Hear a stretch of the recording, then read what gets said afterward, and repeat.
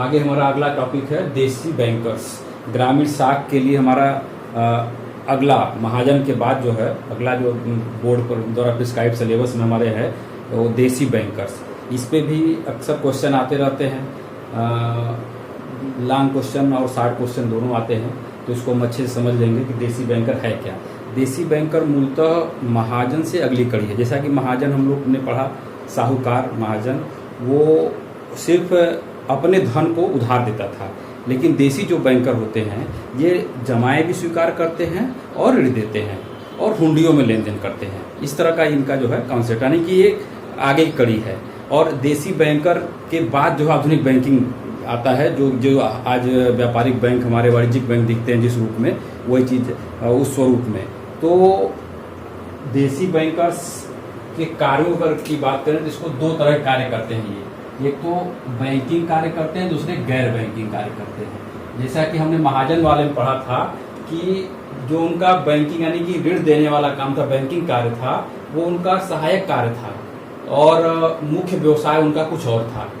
जो व्यवसाय व्यापार करते थे वो उनका था। लेकिन यहाँ पे जो है देसी बैंकर्स में आपका उनका मुख्य काम जो है, देसी बैंकर्स का मुख्य काम जमाए स्वीकार, बैंकिंग का कार्य उनका प्रमुख होता है और गैर बैंकिंग काम ये सहायक होता है। ये सहायक कार्य है और ये मुख्य कार्य है। जमाए ये मुख्य रूप से तीन इनके काम आ जाते हैं: जमाए स्वीकार करना, ऋण प्रदान करना और हुंडियों में लेन देन करना। हुंडी, जैसा कि हम इसके डिटेल में हम लोग चर्चा कर चुके हैं, पढ़ चुके हैं। हुंडी क्या होता है, साख पत्रों के अंतर्गत हम लोगों ने पढ़ा था। अगर आप लोगों ने उसको नहीं देखा तो आप अपने आराम से पिछला वीडियो देख लीजिएगा, उसमें सारा डिटेल हुंडी के बारे में मिल जाएगा। तो और हुंडी को मिला करके है कि एक तरह के एक साख पत्र होता है। एक व्यापारी दूसरे व्यापारी को जब दूसरे शहर में जाता है, उसको धन की जरूरत पड़ती है, तो वहाँ पे उसको दूसरा व्यापारी धन दे देता है। एक तरह से लिखित डॉक्यूमेंट्स के अंतर्गत वो हो जाता है। तो ये हो गया, यानी कि जो देसी बैंकर हैं वो जमाए स्वीकार करते हैं और ऋण प्रदान करते हैं। उनका गैर बैंकिंग कार्य क्या होता है, तो वो अन्य व्यवसाय करते हैं, कोई भी व्यवसाय अपना कर सकते हैं। जो भी व्यापार उनका हो, सब्जी का व्यापार हो, कपड़े का व्यापार हो, अनाज का व्यापार हो, इस तरह का जो भी सोने चांदी का व्यापार हो, खुद भी कर सकते हैं ये अपना। और अगला उनका है कि धन का हस्तांतरण करते हैं, धनराशि की दूसरी जगह करते हैं, एजेंसी कार्य करते हैं, आयात निर्यात में सहायता करते हैं। तो इस तरह की चीजें वो करते हैं। और इनकी विशेषताओं पर चर्चा करें तो इनकी विशेषताएं हैं कि देसी बैंकर जो है भारतीय बही खाता प्रणाली के अंतर्गत काम करते हैं, यानी इंडियन बुक सिस्टम के तहत जो डबल सिस्टम की तरह ही काम करता हो भी, तो उस पे इनकी जो है बही खाते भारतीय बही खाता प्रणाली होती है। और इनका कार्य प्रणाली भी सरल होता है, जिस तरह से महाजन लोगों का सरल होता है। आसानी से लेन देन करना, उधार लेना, बिना जमानत के देना, हाथ में सीधे दे देना, ये सब चीजें करना, और निश्चित कार्य अवधि का न होना, ये सब सारी चीजें हैं। तो सरल कार्य प्रणाली होती है। गोपनीयता रहता है, यानी किसी व्यक्ति के इनका खुद का अकाउंट बहुत गोपनीय रहता है।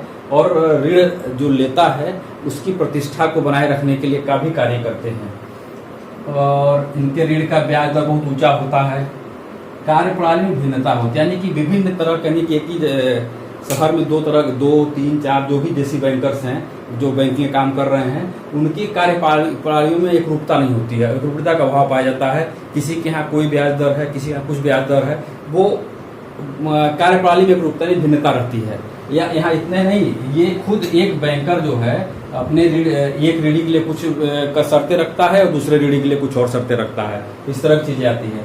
कार्य अवधि का अनिश्चित होता है। ऋण देने में अनेक विधियां हैं, ऋण कई तरह से वो ऋण देते हैं। जैसे अब अगर विधियों की बात करें तो आपका ऋण देने के लिए प्रतिज्ञा पत्र लिखवा कर के आधार पर देते हैं, यानी कि कोई व्यक्ति गया उधार लेने के लिए तो उससे कहें कि कागज पे आप सारा चीज लिख दीजिए कि हम इतना धनराशि ले रहे हैं, इतना ब्याज चुकाएंगे, इस तरह से करेंगे, सारी शर्तें लिखवा करके वो दस्तखत करा लेते हैं।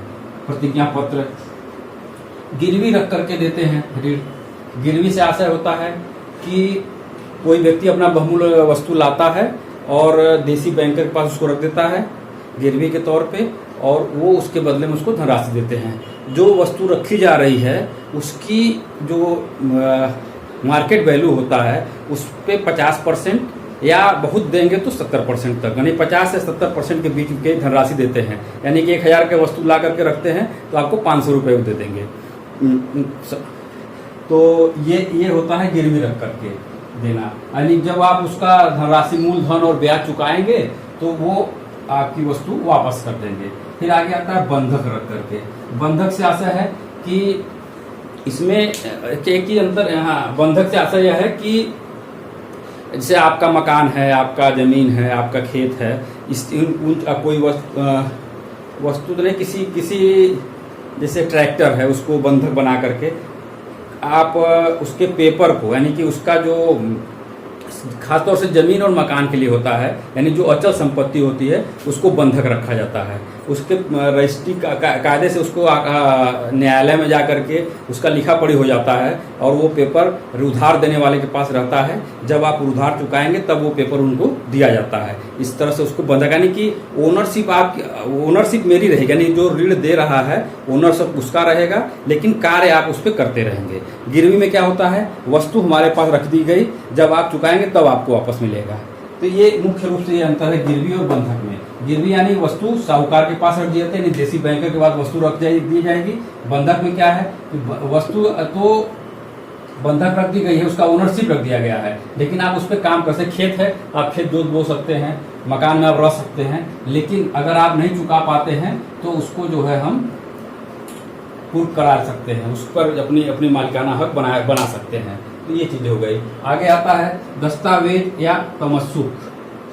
दस्तावेज से दस्तावेज समझ में कागज पे लिखवाना, उस तरह से कोई दस्तावेज के आधार पे जो है लिखित आलेख लिखा करके उस पे जो है ऋण देना, उसी को तमस्सुक भी कहते हैं।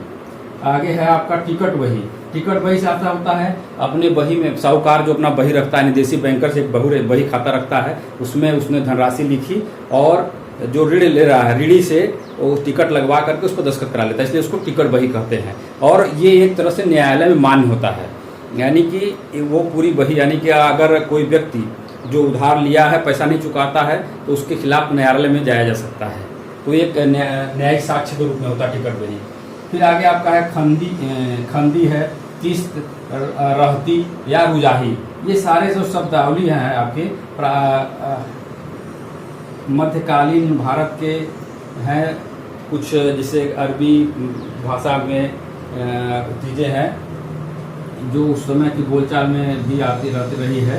तो सबका आशय होता है एक ही, किस्त यानी कि इंस्टॉलमेंट।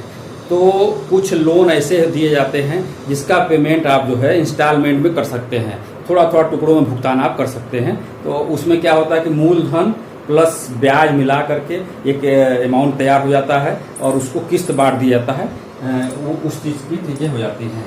एक आगे आता है हाथ उधारी। हाथ उधारी मतलब बिना जमानत के आप उधार दे दीजिए, पैसा दे दीजिए। फिर आगे आपका अगला है बाड़ी।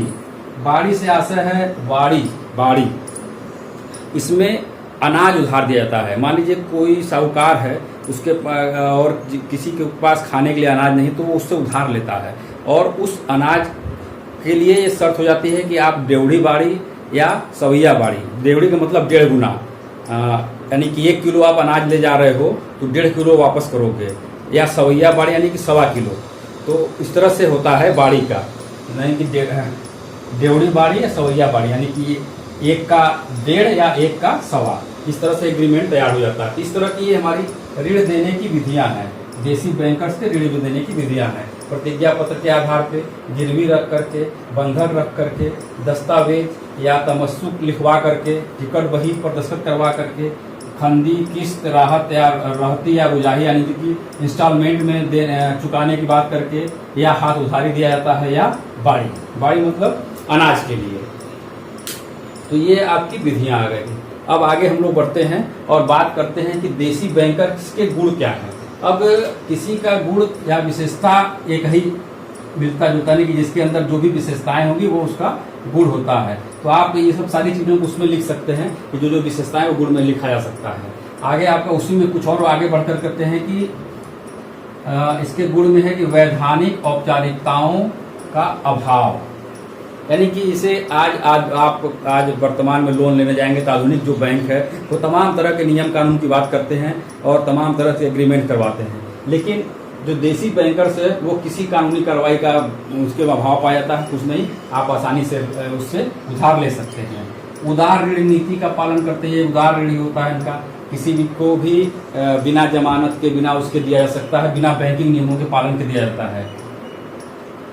ऋणी की प्रतिज्ञा, यानी कि जो ऋण ले रहा है व्यक्ति, उधार ले रहा है, उसके प्रतिज्ञा पर ही, यानी कि प्रतिज्ञा के आधार पर, ये प्रतिज्ञा के आधार पर ही उसको उधार दे दिया जाता है। अनुत्पादक कार्यों के लिए भी ऋण मिलता है, जबकि बैंक आपको हमेशा कागज पूछते हैं, कारण पूछते हैं किस कार्य के लिए आप जो है उधार ले रहे हैं। ये देसी बैंकर्स आपके अनुत्पादक कार्य के लिए भी देंगे। कृषि, अच्छा, इनका एक और विशेषता है कि देसी बैंकर्स का बहुत बड़ा योगदान है हमारे भारतीय कृषि के बढ़ावा देने के लिए, क्योंकि सबसे नज़दीक जैसे कोई भी किसान है उसको ज़रूरत पड़ता है तो उसके गांव का, घर का, आस पड़ोस का जो साहूकार है, जो पैसे का उधार देता है, महाजन है, उनके बहुत काम आता है। बीज खरीदना है, खाद खरीदना है, या कुछ भी चीज़ें हैं तो वो उनके काम आता है। यानी कि कृषि के विकास में इनका बहुत बड़ा योगदान है, ये सहायक है।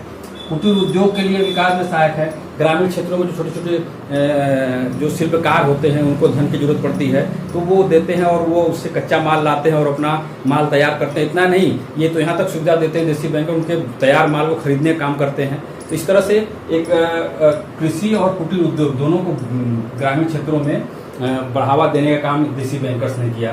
तैयार माल को क्रय करते हैं, यानी कि दोनों के, कृषि क्षेत्र के और कुटीर उद्योग के जितने भी तैयार माल होते हैं उसको खरीदते हैं और उसको बाजार में बेचने की व्यवस्था करते हैं। ऋण अदायगी के लिए सहायक होता है, यानी कि अगर किसी ने किसी दूसरे से कर्ज लिया है, उसका चुकाना है, तो ये देते हैं कि हाँ ठीक है हम पैसा दे रहे हैं, जाओ उसका कर्ज चुका दो। इस तरह की चीज़ें होती है। और संकट में सदैव इनके साथ खड़े रहते हैं, यानी कि संकटकालीन स्थिति में सदैव नज़दीक का व्यक्ति काम आता है। इसीलिए कहा जाता है कि जो देसी बैंकर्स है, एक अक्सर प्रश्न भी आता है, देसी बैंकर्स जो है ग्रामीण क्षेत्रों का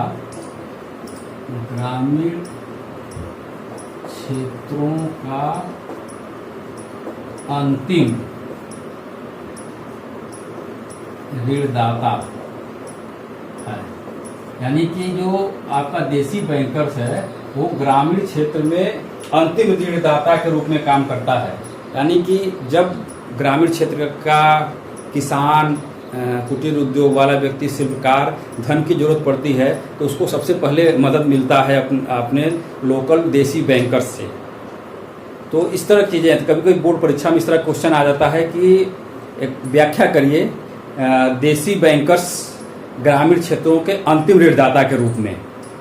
तो इस तरह की बात आएगी तो वहाँ पे आपको लिखना होगा कि ये हमेशा काम उत्पादन का मतलब जो ग्रामीण क्षेत्र में अभावग्रस्त लोग हैं उनके सबसे नज़दीक देसी बैंकर्स रहते हैं। उनको जब भी धन की जरूरत पड़ती है तो वे आगे बढ़ करके आते हैं और किसी भी तरह के औपचारिकताओं का पालन नहीं करवाते हैं और उनके ऋण देने की स्थिति कार्यप्रणाली एकदम सरल होती है और हमेशा वो जो है किसी भी मतलब उत्पादक या अनुत्पादक किसी कार्य के लिए भी ऋण देने के लिए तैयार होते हैं।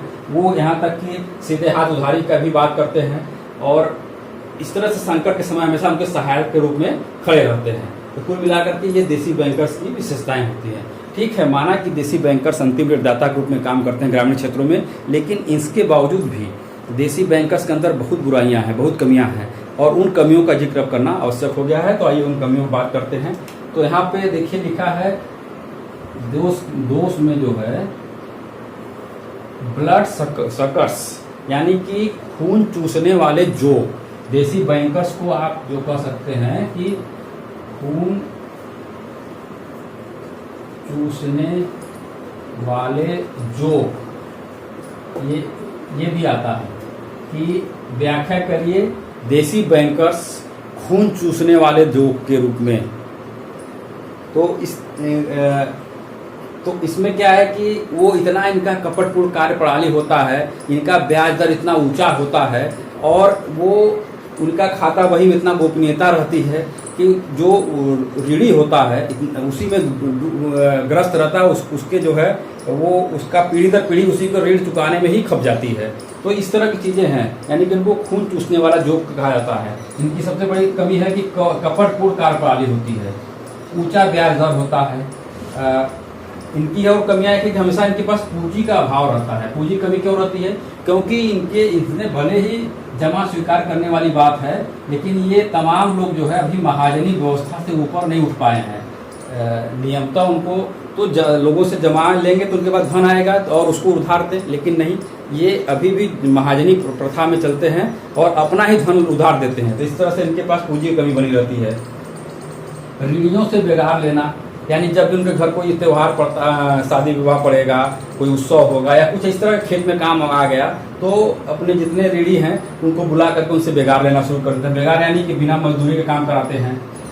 बैंकिंग सिद्धांतों का अवहेलना करते हैं। ये बैंकिंग नियमों को नहीं मानते, जबकि बैंकिंग नियम के तहत है कि हाथ उधारी बंद होना चाहिए। बैंकिंग नियम में एकदम बिल्कुल सख्त है कि बैंकिंग कानून में आप उचित जमानत पर ही ऋण देंगे और ऋण उत्पादक कार्यों के लिए देंगे। तो इन सब चीज़ों को नहीं मानते हैं। वो अनुत्पादक कार्यों के लिए भी ब्याज देते हैं, ऋण देते हैं। जमाओं को प्रोत्साहन नहीं करते हैं।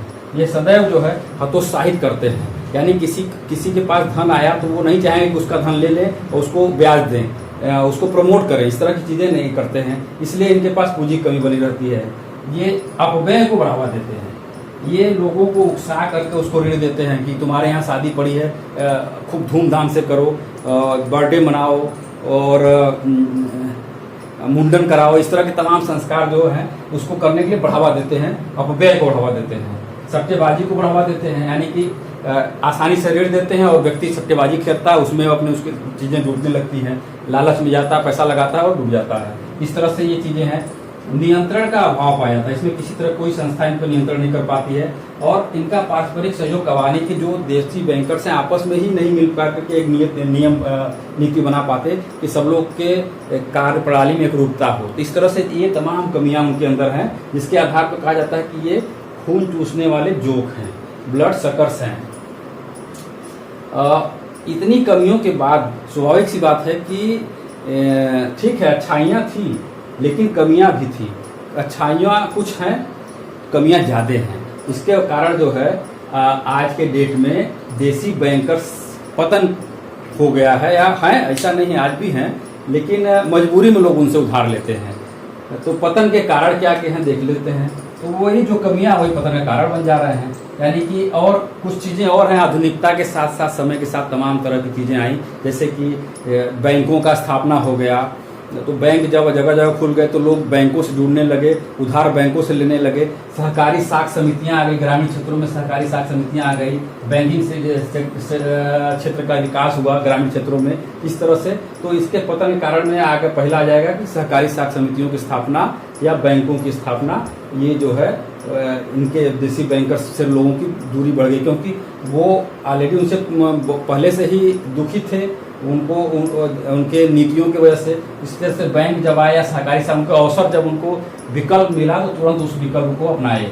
विभिन्न अधिनियमों का पारित हो जाना, यानी कि इसके कमियों को देखते हुए सरकार द्वारा, कई राज्य सरकारों द्वारा तमाम तरह के कानून बनाए गए, जिसमें तय उनके ब्याज दरों को निश्चित कर दिया गया कि आप जो है इस दर से ऊपर नहीं ले पाएंगे।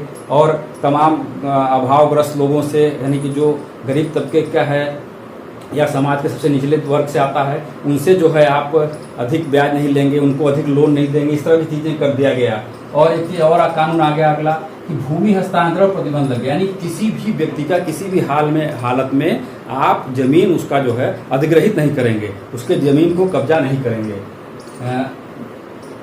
बैंकर साक्षी विधान का आना, जो कि इन्होंने इनके ऊपर नहीं आया, ये नहीं अपनाए उसको।